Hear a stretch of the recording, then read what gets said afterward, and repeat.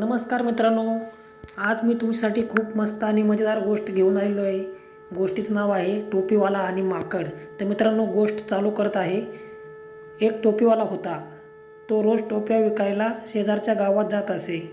जाताना जंगल लागत असे. एकदा तो दुपारी जंगलातून जात असताना त्याला भूक लागते म्हणून तो थांबतो. नंतर झाडाच्या खाली चांगली ताणून देतो, पण झाडावर असलेली माकडं खाली उतरतात आणि त्याच्या टोप्या उघडून त्यातल्या टोप्या घेऊन झाडाचे टोक गाठतात.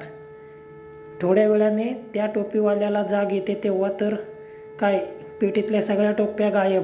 तो इकडे तिकडे बघतो, काही दिसत नाही. मग वर बघतो तर सगळ्या माकडांच्या डोक्यावर टोप्याच.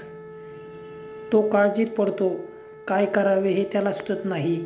तो त्यांना दगडे मारतो, पण ते झाडावरची फळी फेकून त्याला मारतात. शेवटी वैतागून तो आपल्या डोक्यातील टोपी खाली फेकतो. हे पाहून ती माकडेही आपल्या डोक्यावरच्या टोप्या खाली फेकतात. तो पटापटा आपल्या टोप्या गोळा करतो आणि तेथून काढता पाय घेतो.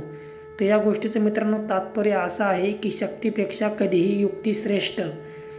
आणि मित्रांनो, जर तुम्हाला अशाच नवनवीन शिकण्यासारख्या लहान मुलांना गोष्टी जर ऐकायच्या असतील तर आपल्या चॅनलला तुम्ही नक्की सबस्क्राईब करा आणि खाली असेल ती बेल आयकॉनची घंटी दाबा, म्हणजे येणाऱ्या नवनवीन गोष्टी तुम्हाला मिळून जातील.